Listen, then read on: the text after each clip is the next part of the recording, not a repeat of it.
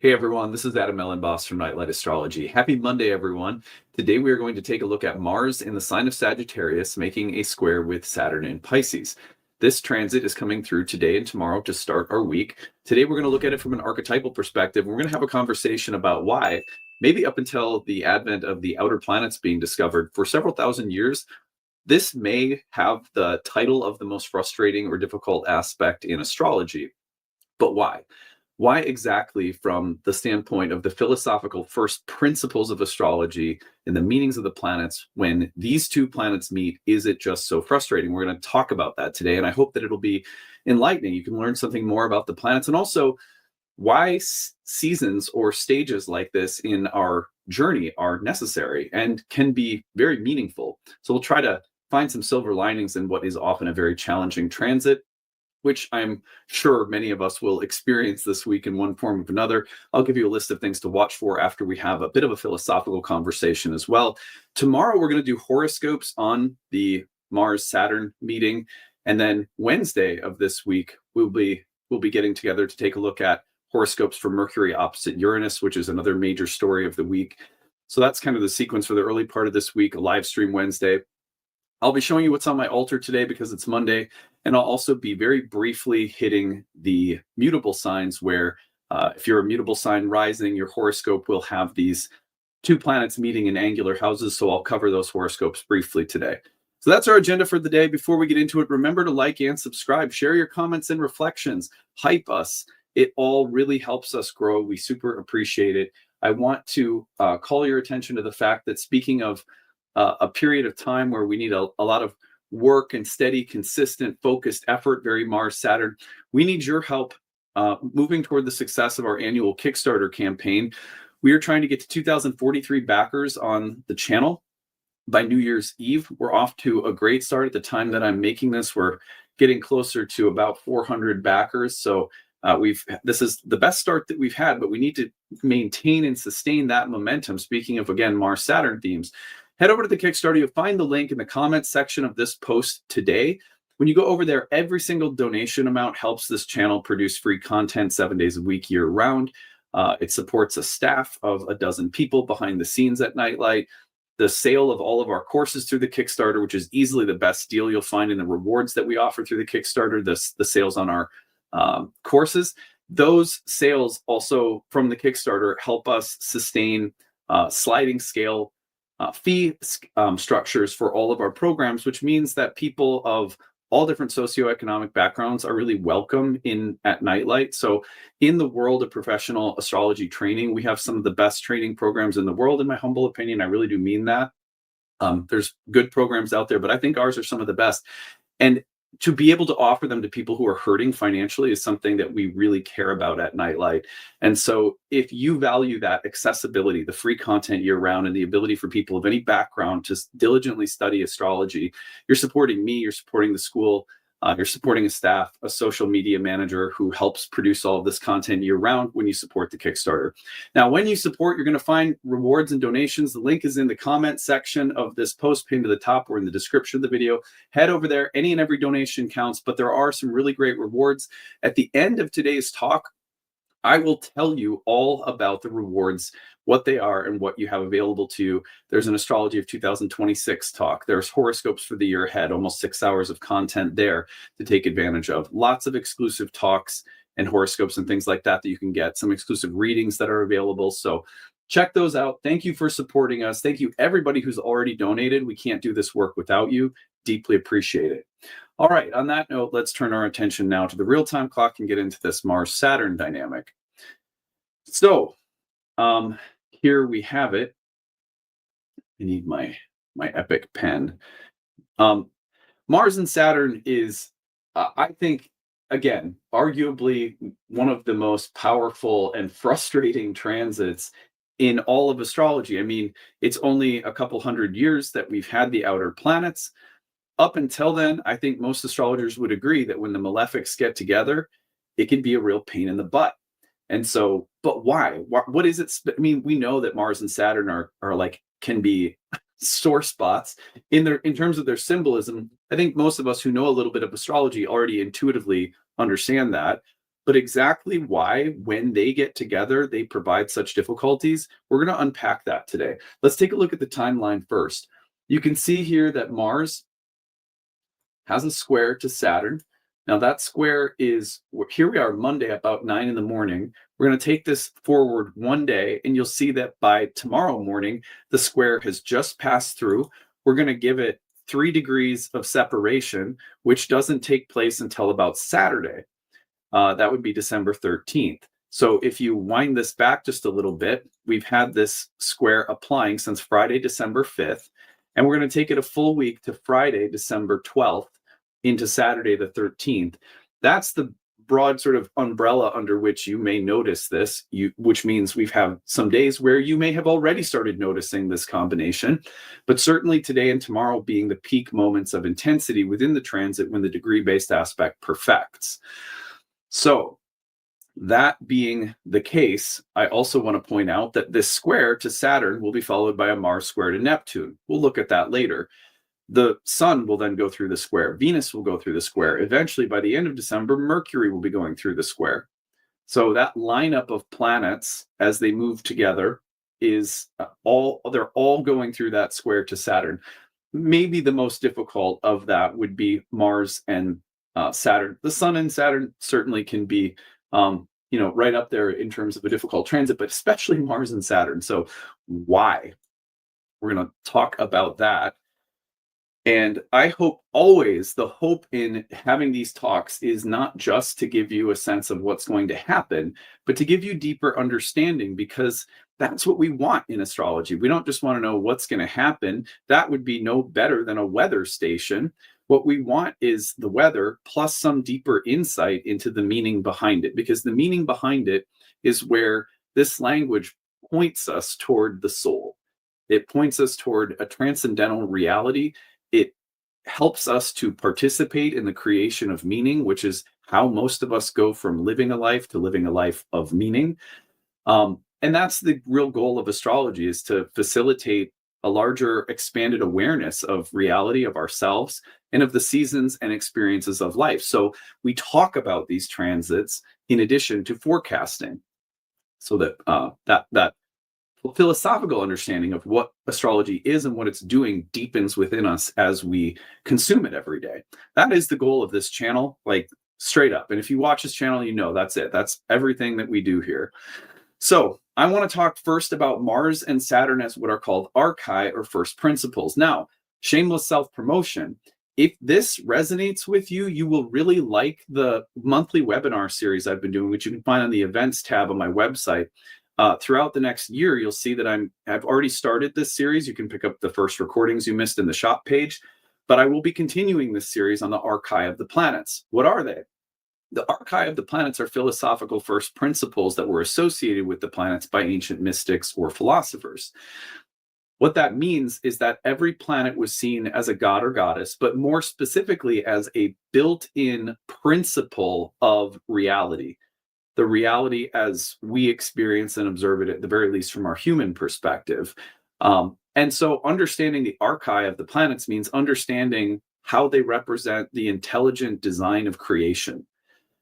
Understanding a planet on that level is very important, because any specific worldly delineation that we have of the planet is sort of stemming from that core philosophical first principle. So in order to explain why this transit may get the title of most frustrating transit in the history of astrology, at least again up until the advent of the outer planets, we need to dig into their first principles. So the long-standing association in traditional astrology of Mars and Saturn as malefics is the first place to start. They were both considered planets associated with destructive elements in the cycle of life.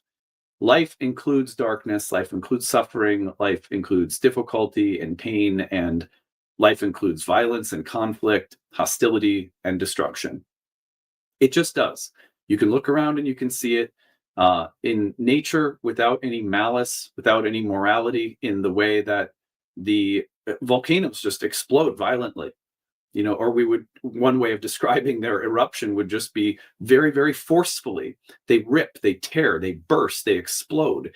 Things like that happen in nature. or things die and decay and reach old age and limitation. There's Saturn. These principles are just part of the fabric of life's dualities and life cycling and circling through opposites in the seasons and in everything else. So the first level at which most people would understand the difficulty between these two planets would be in terms of the way that they are categorized as malefics and malefics with these general principles within the cycles and circles of life. Now, the ancient idea is that frustration, and when we talk about planetary frustrations, meaning frustrations we experience in relation to certain planetary aspects or combinations, comes from incompatibility of first principles. Incompatibility doesn't mean that that there's something wrong with their meeting. It means that they have a kind of friction that's inherent in their natures getting together. Just like a simple example would be, there's nothing wrong with you, and there's nothing wrong with there's nothing wrong with Messy Molly. You remember Messy Molly? There's nothing wrong with either you or Messy Molly, but when you put the two of you in a room because you're uh, because you're clean crystal, clean crystal and Messy Molly are incompatible on first principles because clean crystal is a Marie Kondo expert, and Messy Molly likes to smoke pot and eat Cheetos and doesn't really care.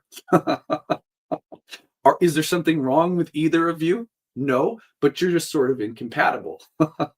So this is similar on the level of philosophical first principles of the planets. Friction or frustration typically comes from something happening in the nature of the planets that is sort of incompatible. It's not a mistake. There's nothing wrong. There's nothing missing. There's nothing flawed about creation. But there is such a thing as friction, and incompatibilities create very unique experiences for us between archai, or first principles of the planets. Now, the square between these two planets right now doesn't help. A trine, a sextile, you might not notice the friction as much because the square is of the nature of Mars. Their meeting is doubling down on one of the themes of the two malefics, the principle of conflict and contestation. So that adds to this scenario. They're square to one another right now. But let's talk about the archai of Mars. This is not meant to be a huge, long lecture like my upcoming talk on the first principle of Mars will be. Those talks, by the way, are called Pairing the Planets, or the many faces of Mars, for example. You'll see the faces of Venus, the faces of Mercury. Those talks on my webinars are the first principle talks. Now, as an archai, Mars represents something about reality itself that cuts, that severs, that separates, and also that initiates. So I want you to think about the most beautiful version of this first. When a child comes out of the womb, it separates from its mother, and immediately the cord that connects them as a unity in order for the child to become an independent being outside of the womb has to be cut. So separating, cutting, initiating, do you see how all of that can be described as an essential quality of birth? Birth is rather explosive. Obviously, there are many scenarios in which birth is very peaceful and even ecstatic. I'm not saying that it can't be that way. Both of the births of my children were pretty Marsy. There's pushing, there's effort. Some of the birth scenarios actually very Mars Saturn, but more on that in a second. The separating and the initiation of life into its own unique thing means it is being cut apart from something else. So in life, in creation, one of the ways in which individual life forms appear out of something rather unified is to be separated, initiated out from, or cut away from something singular into something divided. That division of life is like the multiplication of cells. Inherently, it's very beautiful, but the experience of it archetypally can be very intense in terms of the kind of heat and cutting and almost like the propulsion necessary for life to separate from something singular or unified into something more singular. So that's a way I think that can help us get into the first principle of Mars in creation that's actually very beautiful and natural. So it doesn't have to be so scary. However, if you've ever been present to birth, it's a little scary. So Mars is also the ignition of will, assertion, and the pursuit of conquest or desire. One of the things that most ancient traditions, especially Eastern philosophical traditions, tell us is that the motor behind life, individual life forms living in this mysterious ecological soup that we're all in, is desire. Or you could call it conquest. I want more. I want to be the best. Or even just something as mundane as this is what I want. It doesn't have to be in conflict or competition with others, though it often is. Um, to set oneself apart often means that there will be competing or conflicting desires. And being individual to be maintained is something that has to conflict or contrast sharply with other beings. There's a way in which, I see my younger daughter trying to be exactly like her sister. Her sister says, no, I don't want you to be the same as me. And then her feelings are a little bit hurt, but then she has to figure out, how do I be me? And there's conflict involved in individuating.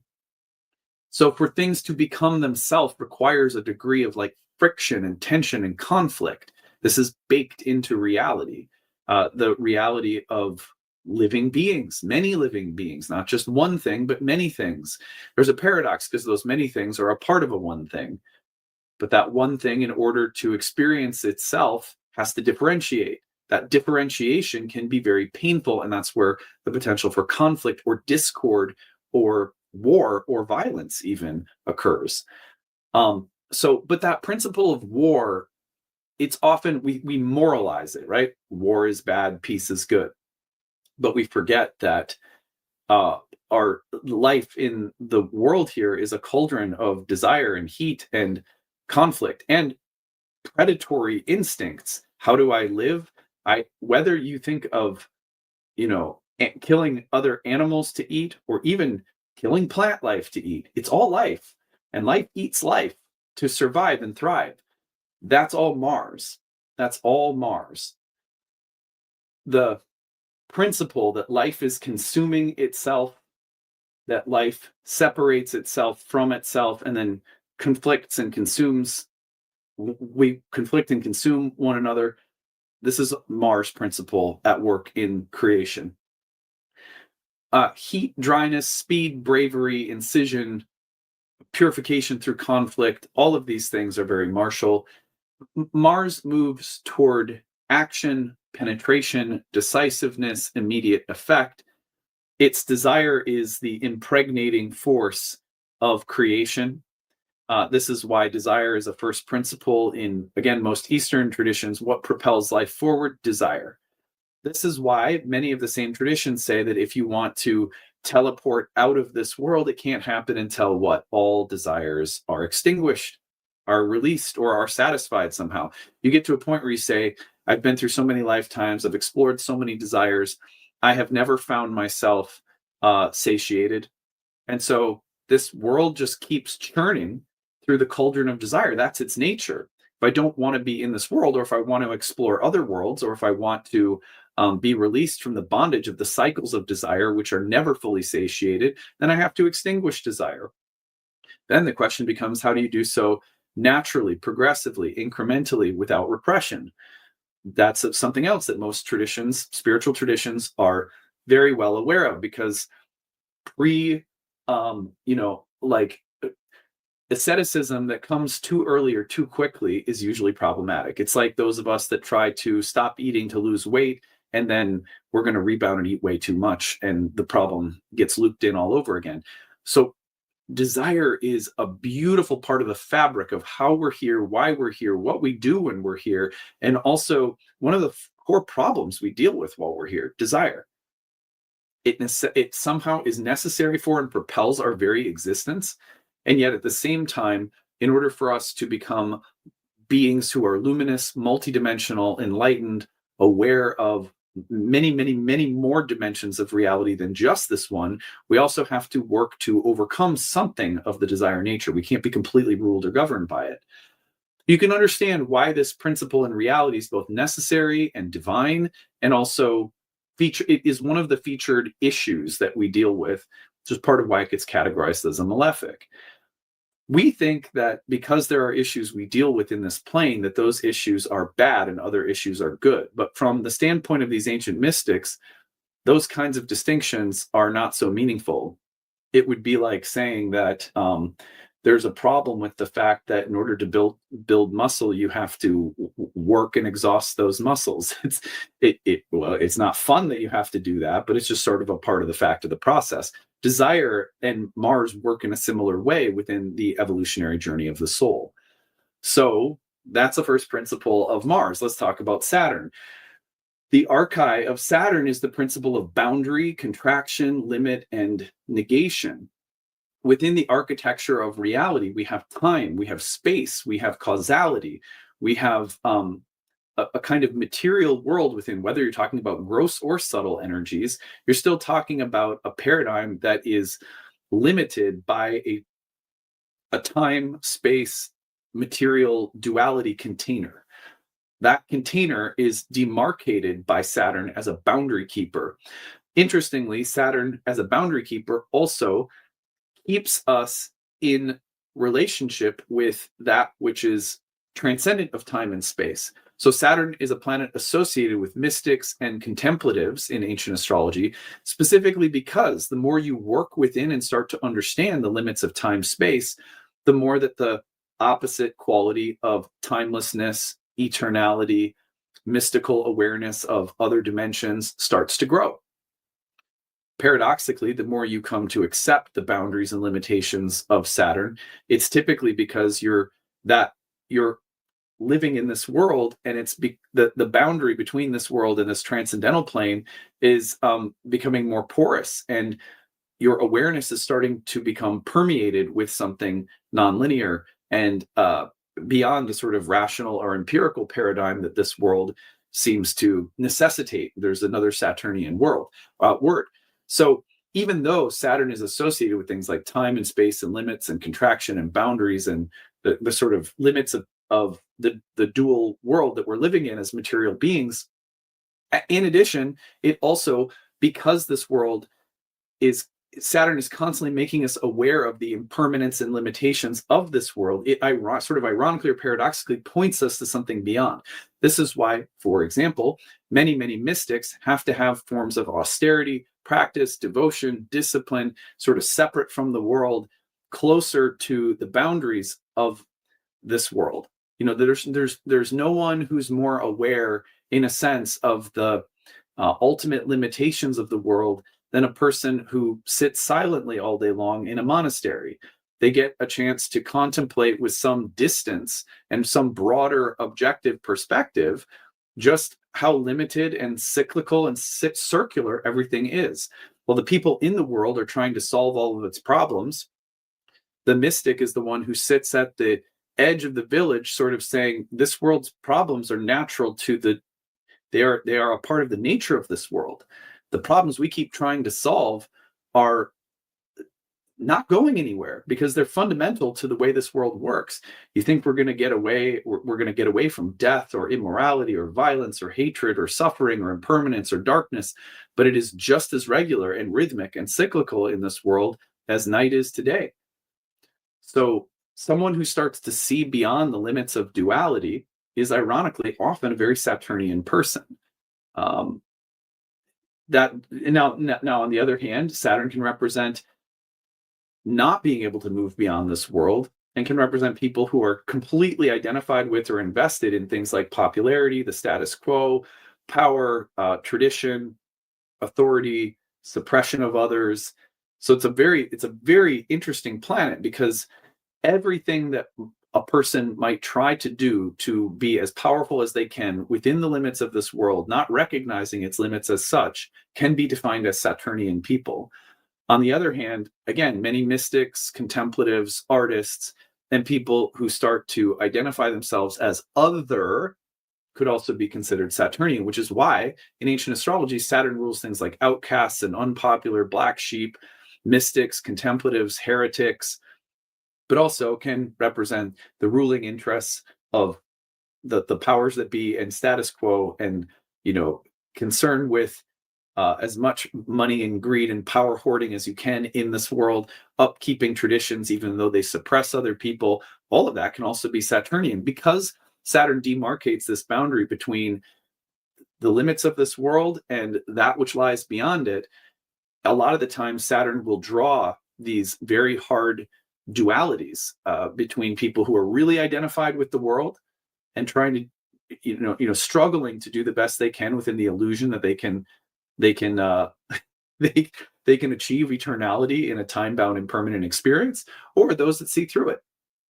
What a magical planet, really. And you'll always find me advocating for Saturn because in modern astrology, the tendency to make Saturn the bad guy is just as narrow-minded as anything else that's Saturnian. And that's only like one part of what Saturn represented. Saturn sat at the threshold. So the fact that we identify Saturn with everything within the bounds of Saturn is our fault, not Saturn's. Because Saturn itself is not time, space, limitations, karma. Saturn is the principle that demarcates the boundary between those things and something transcendental. And so because Saturn draws our awareness to those things, in modern astrology, we then conflate those things with Saturn. That's ignorance. It's so ironic, but that is unfortunately something that Saturn takes on, which, not surprisingly, is part of why Saturn is also frequently a planet associated with scapegoats. And isn't it irony that modern astrology has scapegoated Saturn itself as an archetypal principle? Anyway, this is why we have to study ancient astrology and philosophy, by the way, guys. It's so important because then we start to really understand what's going on with these planets. They're all divine, right? Anyway, Saturnian qualities are cold, dry, slow. There's a weight or a gravitas. The shape given to the world is also beautiful. The fact that we have limits and physical forms and time, space, and duality itself. It's like a beautiful designed realm in which certain categories of beings are here experiencing themselves and divinity and evolving and unfolding. In the Vedas, this world is described as a world that is built for entities, as is all of reality, for divine purposes. Anyway, so now that we have a sense of these first principles, I'm going to give you 5 things to watch for that now explain why, when you pair these 2 first principles, they can be so frustrating. And believe me, I'm not just because I know something of the philosophical reason behind their pairing doesn't mean I don't get frustrated by them. I do. I have frequently done the fist shake, the fist shake at the universe. Why? So the first one is speed versus delay. Mars's immediacy, Mars's impulse, and Mars tends to be associated with the gas pedal or with speed. Saturn is like the brake pedal or postponement. Humans tend to suffer when our desire, a Mars principle, and the urgency or impulse to act on our desire to satiate it meets the immovable conditions of time, or in this world, you might deal with bureaucratic complications, or just broadly speaking, with limitations, or with something that comes in and says, no, not right now, not as fast as you want, only with work, only with some delay, only with great labor, only with difficulty. So this is the traffic jam when you really need to be on time. This is, and you're urgent and you're rushing. This is the red tape when you're trying to open a business under an auspicious transit. This is the obstacle that has to be solved for in the equation that is very frustrating to deal with. This is the slow healing process of our bodies that restricts free movement or mobility when you have a hip surgery or a knee replaced. This is slow progress. You wish it were faster. You feel like you're putting in all of the effort, but the results are just inching along. This is the slow burn of karma, where you can see what needs to change. You feel that, you feel the weight and burden of responsibility. Shit just ain't going to change fast. It's going to take time. and you have to sit in that stew for longer than you feel is fair or you'd like to. How frustrating. This frustration arises because, especially with the principle of Mars, Mars is so creative. Think of the birth of the baby coming out of the womb, just exploding so cathartically out of the womb, the umbilical cord being cut, the red blood rushing through the body, the scream coming out of the baby. In many ways, these images are emblematic of Mars in our lives. It is very creative. It comes out of nowhere and it just, boom, it explodes. Saturn says, I'm sorry, but you're going to have to take that and contain it, or go a little slower, or work within limits, or just be met with a no. Is there anything more frustrating than that? So these are why when the two planets get together, we often feel frustrated. For thousands of years, this combination, very frustrating. Something about frustration refines us. Something about frustration purifies us. Something about frustration is necessary for the soul to evolve. For desire to be something that doesn't just crash our car, it has to be refined. It has to be slowed. We have to have reflective space or contractive space within which to work with it, which makes us wiser, deeper, more mature, and solid over time. Number two, desire versus prohibition. I was just mentioning this, but look, when you have Mars come up, the desire can come up as a temptation, whereas Saturn is the discipline that says no to the temptation.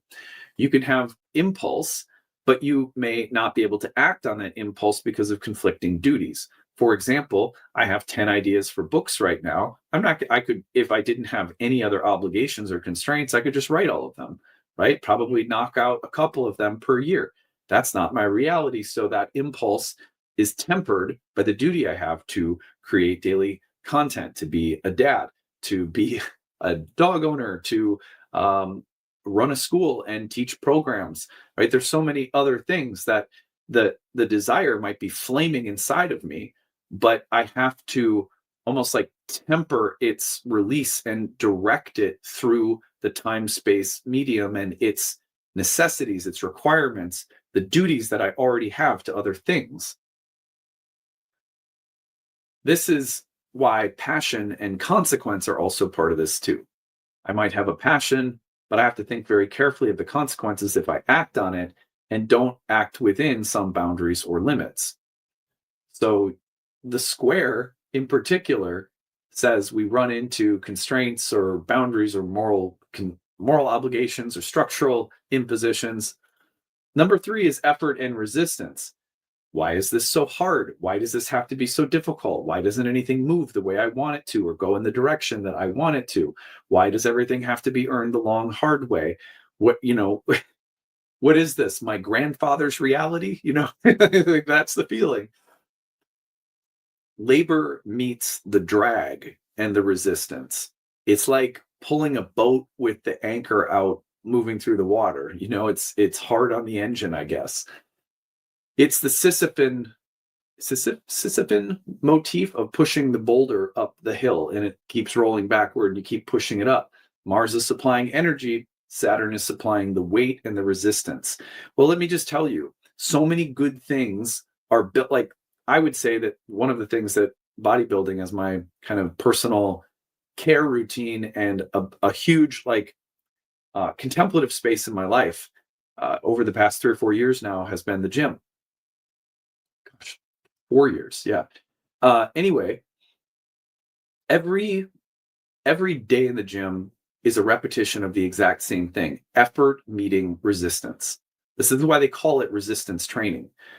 And the shaping and molding of the body into strong, muscular, healthy form in this paradigm. There are many paradigms, so I'm not suggesting everyone needs to bodybuild, but in this paradigm, the shaping or building of the body, its musculature, the muscular health and tone and everything like that, is found in daily application of effort running up against resistance and actually failure. Now, I know it's kind of old school. I'm not trying to make it seem like reality is a crusty old gym coach who's telling you to, get down and give me 20, but it is sort of like that. Like, reality is sort of like, look, if you want to grow, if you want to evolve, shut your lip, get down and give me 20. If you want to refine your character, if you want to become a better parent, if you want to become healthier, if you want to become happier, if you want to get better at anything you do, at times you got to shut up, put your head down and work, and that's Mars Saturn. There's effort, there's resistance, and meeting that with courage, determinacy, perseverance, a willpower, and a discipline, when they meet together, and it says my effort will meet resistance, and that's okay. It's part of how I grow, it's part of how I progress. That is a natural Mars Saturn connection that can really be healthy and good for us. This is why I was watching it was a Huberman lab. I think it was a Huberman lab, and they were talking about and I think everyone has probably seen this at this point. This clip's been circulating, that there's a part of the brain that builds in proportion to our ability to do hard things that we don't necessarily want to do. But if we do those things, going to the gym being one of them, definitely for me, I don't want to go to the gym. I would prefer pizza, but I can go to the gym, do the work, put in the time, put in the effort, meet the resistance, find the failure, find the edge.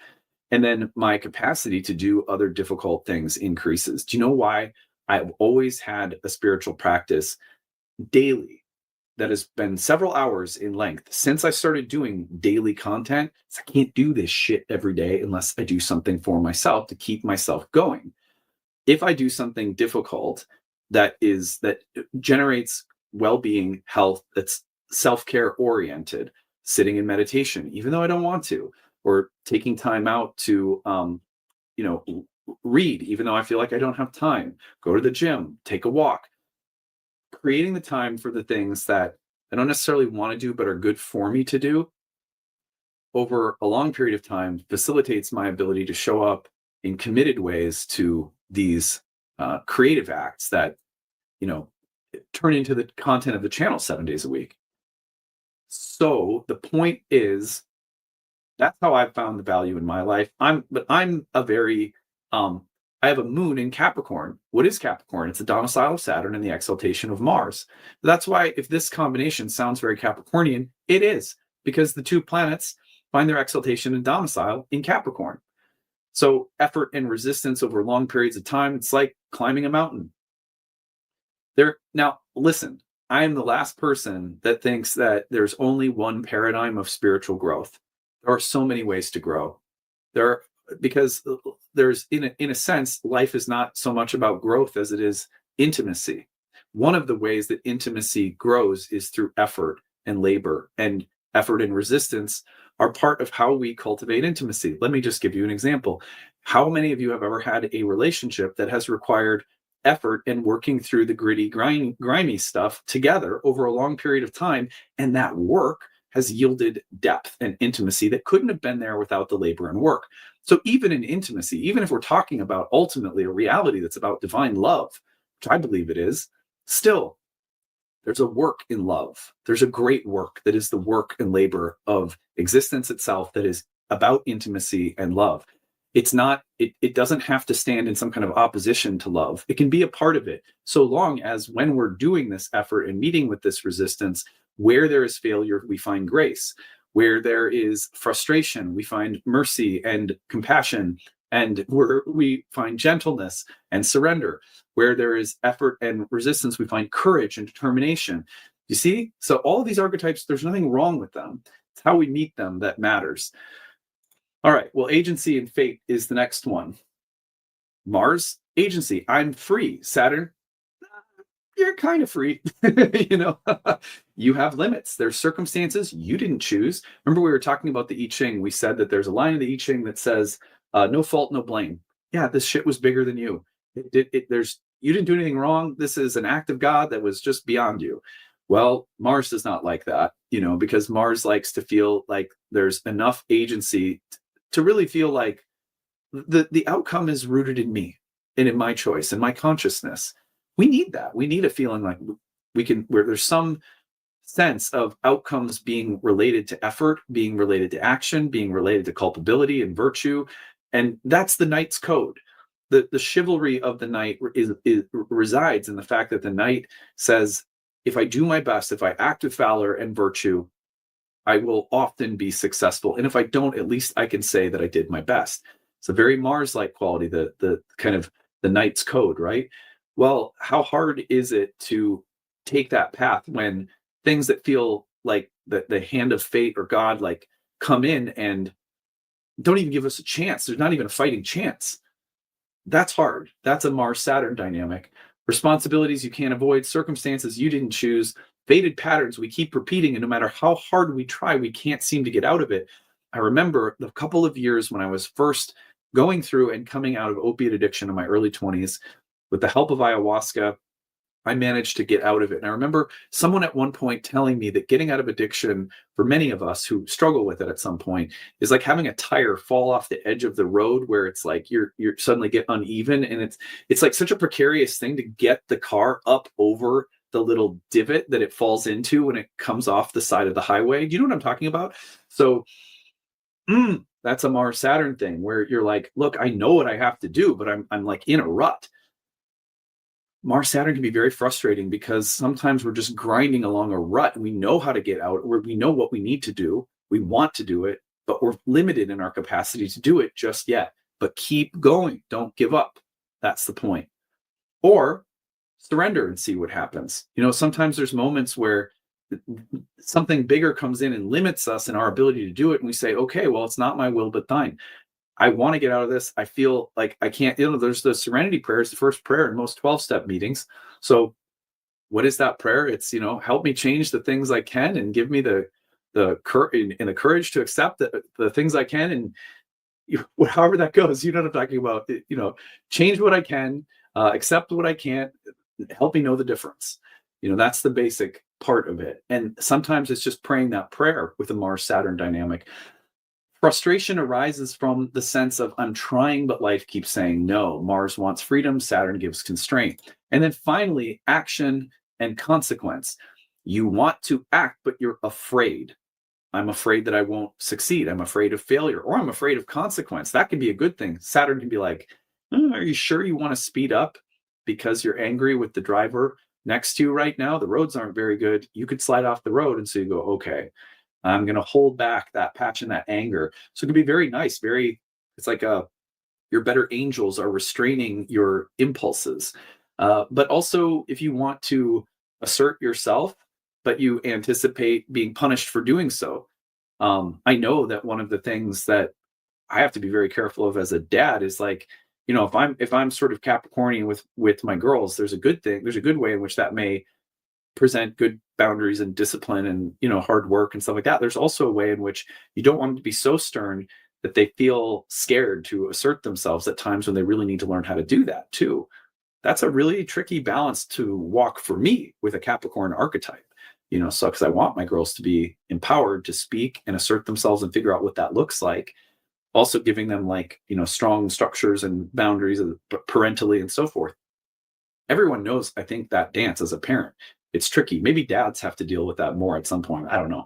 But anyway, uh, wanting to fight, but fearing loss, intimidation, bullying, and the fear of standing up for yourself, and then the courage to actually do so. All of these things make the combination, potentially very intimidating. So on the one hand, Saturn can curb impatient and rebellious or dangerous impulses. Saturn is the law, Mars is the criminal, something like that. But it's also Saturn is the fear that keeps you from confronting something, saying something, or facing a bully. Anyway, these combinations, in summary, are why we consider the first principles of these planets in combinations to be somewhat incompatible and therefore create these different kinds of tensions. Mars teaches us courage through meaningful struggle with Saturn. Saturn teaches us wisdom through meaningful limits on Mars. And their square often comes through as the qualities of fortitude, discipline, the shaping of the will through tension. It's a beautiful combination. Anyway, I hope that this talk today was enlightening. And as always, I just hope it was useful. Okay, let's now turn our attention back over to the chart in order to illustrate where these planets are landing for the mutable signs who will have the Mars-Saturn square angular. I'm going to just roll through these really quickly as reminders. So if you're a Gemini rising, you're one of the signs that has these two planets meeting in angular houses. You're 7th and 10th. The area of relationships and intimacy, marriage, or any kind of interpersonal dynamics and the public facing or career vocational dimension of life in the 10th house. There's a conversation happening between relationships and work, you could say, that is manifesting around this Mars-Saturn square. Let's go forward to Virgos. If you're a Virgo, we're seeing this in the 4th and the 7th. Mars in the 4th, Saturn in the 7th. Home, family, roots, ancestry, parents, family karma, your living environment, your home, and the place of marriage and relationships. So the conversation between Mars and Saturn is happening across the 4th and the 7th for Virgos. Now, let's keep this rolling, and we're going to see that for Sagittarians, we've got Mars in the 1st, Saturn in the 4th. Self, identity, character, psychology, body, physical health and appearance, and that sense of being your own free agent in life. I'm an individuating, evolving individual being. That's the 1st house, the 4th, home, family, roots, parents, the living environment. So how are those two places in dialogue right now as Mars and Saturn perfect their square? And then lastly, we have Pisceans. So for you Pisces rising, we have Mars in your 10th, Saturn in your 1st. The workhouse, vocation, public facing self, duties or obligations in the workplace, people in power or authority, and the direction or let's call it the environment of the workplace or its direction in life, and the place of self, identity, health, body, individuality. Those two places are going to be receiving the square from Mars and Saturn. So again, just briefly wanted to go over those. I'm going to be doing horoscopes for all 12 signs tomorrow. So if that felt brief, don't worry. We're going to be reiterating everything tomorrow. Just wanted to cover that because anyone getting an angular transit to start the week, I always like to do just a little horoscopic coverage because those are typically the signs that are going to get the transits, speaking most loudly. I also want to bring your attention to what is on my altar this week. In light of the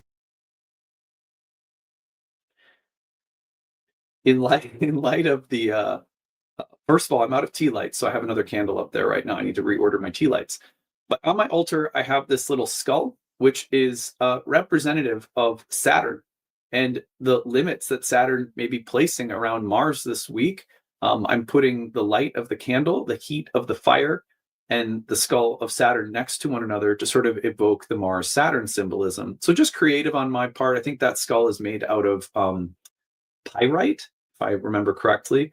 It's one of the pieces on my altar to keep me in remembrance of mortality, death, impermanence, old age, which keeping in our awareness, I think, is good as long as it doesn't become like too much of a downer. But yeah, I think that's a good thing to stay aware of. Anyway, so just a few reminders there. As always, I hope they're useful, and I hope that you'll consider bringing something of an altar practice into your work with astrology. I think it's very useful. I want to tell you, we need your help. If you like this content, if as an astrologer, this is a valuable place of learning, if as a consumer of astrology, this is a valuable place for forecasting, or if it's both, subscribe. That helps us a lot. But also head over to the Kickstarter. The link is in the comment section or the description of the video. Help us get to our goal of 2,043 backers by New Year's Eve. Donate and choose a reward. When I sign off right now, I'm going to tell you about those rewards. There are some really cool things that we have that we try to make sure we give back to you when you support this channel. All right, take it easy, everyone. Bye. Hey everyone, thanks for sticking around. I'm going to tell you about the different rewards that are available when you donate and support this year's Kickstarter. Remember, our goal is to get to 2,043 backers by New Year's Eve, and your contribution makes a huge difference. But when you do contribute, there are a variety of really cool gifts that we offer only once a year through the Kickstarter campaign. So I'm going to take you over to the Kickstarter and tell you about what those are. You can also find more information about almost all of the rewards on our website, nightlightastrology.com. Any of the programs that you might want to take, all of the details about those programs, their start dates are all located on the website in case that's a question. But at the top, you'll notice on the right-hand side, when you're scrolling down on the Kickstarter, you're going to see the different rewards that are available at different pledge levels. The basic pledge level is the Astrology of 2026 calendar. This is a really nice PDF calendar that we make that gives you a feel for what transits I'm going to be covering on the channel as the year goes on. It's also really nice to know what the transits of the year are day by day. So if that appeals to you, it's the most basic level of pledge, and you can get that. Scrolling down, you can also bundle any of these. So if you want multiple rewards, you can bundle them upon checkout. You'll see how that works when you're in there pledging. Scroll down a little bit. There's a new talk that I've made. This is a brief talk on the value of silence and having a silent or meditative practice in your life, how you might get one started. And again, just what I see as the value of that for astrologers. Scroll down a little bit more. You'll see the Astrology of 2026 audio and video. This is an exclusive lecture where I break down all of the major transits and astrological signatures for the year ahead. I'm not releasing this anywhere else. So if you want my insights for the entirety of 2026, this is a great reward to pick up. Scroll down a little bit more and you'll see that I have a guided meditation that I've created for your year ahead. This is more about spiritually, psychologically, emotionally focusing yourself for the year ahead. It's a special kind of guided meditation and visualization that I've created. So if that sounds appealing, you could pick that up. It's called The Oracle Within, a guided meditation. Scroll down a little bit more and you'll see that my new book, which I plan on starting at the latest by the summer of 2026, you can get in on that chapter by chapter first draft release in audio and text form, just like The Oracle Speaks, my first book that I just finished. This is a new book that I'm starting in 2026. So if you wanted to hop in on the early release for that, you could do that there. Scroll down a little bit more and the description of that book and what it's all about is right there for you to check out. Year ahead horoscope readings. If you want to receive about 6 hours worth of content going through horoscopes for 2026 for all 12 rising signs, this is a great offering that's going to give you, again, about 6 hours worth of horoscopes for all 12 signs for the year ahead. I'm not releasing anywhere else, so check that out. Then you'll notice as you scroll down a variety of different archived masterclasses from previous years. There's one on the lunar nodes in ancient astrology. That's about 10 hours worth of content. The Magic and Mystery of the Fixed Stars, again, about 10 hours of content. Zen and the Art of Zodiacal Releasing, and the Alchemy of the Outer Planets. These are all lengthy master classes that I taught in previous years, about 10 hours of content per package. So a really great deal on some advanced content there. If you are brand spanking new to astrology, check out Astrology for Complete Beginners. This is a course that we have. It's about 10 to 12 hours worth of content that's meant for people who are brand new to astrology. This is like astrology level 0. So, but if that's you or someone you know who might benefit from just like a basic introduction to astrology, check out that audio video course. You get a website where it takes you through everything. You can watch it at your own pace and time. It's all recorded. The next offering is Ask 3 Horary Questions. You purchase this one and you get the ability to write to me anytime throughout 2026, 3 separate occasions to ask 3 separate horary questions, and I respond to those via email. That's a really great service. That saves you significantly off the course of horaries because you're bundling 3 together. So a really nice gift to use for yourself. Ask a couple of questions to me through horary form throughout the year. Scroll down and you'll see that I have only 30 of these. These are year ahead mini readings, very exclusive because I don't give readings anymore. I have students and staff taking clients through a special reading service. So my readings are very limited to classroom spaces, but I have 30 of these exclusive mini readings where I give you my take on your biggest transit for the year ahead in your birth chart. Those are personally recorded and sent to you. Then you'll see the 2025 Masterclass bundle, the 2024, and the 2023. These are, like upwards of 30 hours of content that are going to give you really deep exploration of a variety of topics. So those masterclass bundles are taking multiple series from previous years and bundling them together in one package. And you can see all the topics listed there through the 2025 bundle, the 2024 bundle, or the 2023 bundle. A really great way to package together a lot of intermediate to advanced level content that I've taught in the past. Then if you go down, the new 2026 masterclass series that I'm teaching is on the decans. So if you're interested in learning more about the decans and the upcoming 2026 masterclass, check this out. It's on sale right now through the Kickstarter. Won't be this cheap again. So a really good way to save on joining that program in 2026. If you have any questions about that program, you can find more information on the website through the page that's dedicated to the masterclass. Scroll down and you'll see we also have a new Nightlight Guild membership. This is ideal for people who are already enrolled in Nightlight or in the kind of Nightlight pipeline as students and are looking for more practice, more study at an intermediate to advanced level, we're meeting twice a month and doing live client readings, live horary workshops, a lot of practice with advanced concepts and techniques. So this is ideal for people who are really looking to continue developing within the Nightlight sphere. And so students in Nightlight, check this out, come study with us. This also includes every monthly webinar that I teach on the year, plus twice monthly meetings that are 2 hours each for advanced practice. So really nice to have a guild membership. This is something I've been wanting to develop for a while. Check that out. Scroll down, you'll see both of my wife's herbal apprenticeships, year 1 and year 2. If you like Ashley and her work, her YouTube channel, we own the same LLC. So we just thought we'd throw in her herbal apprenticeships at a discounted rate if you want to join those. And then really our most popular item are the class passes. So you'll see at the very bottom, you can attend 1 Nightlight course, 2 in a bundle, 3 in a bundle, or 4 in a bundle. And what that allows you to do at a really significantly discounted rate, this is our best sale of the year. We only do it through the Kickstarter. In those class passes, you can bundle and take year 1, year 2, year 3 in Hellenistic natal astrology.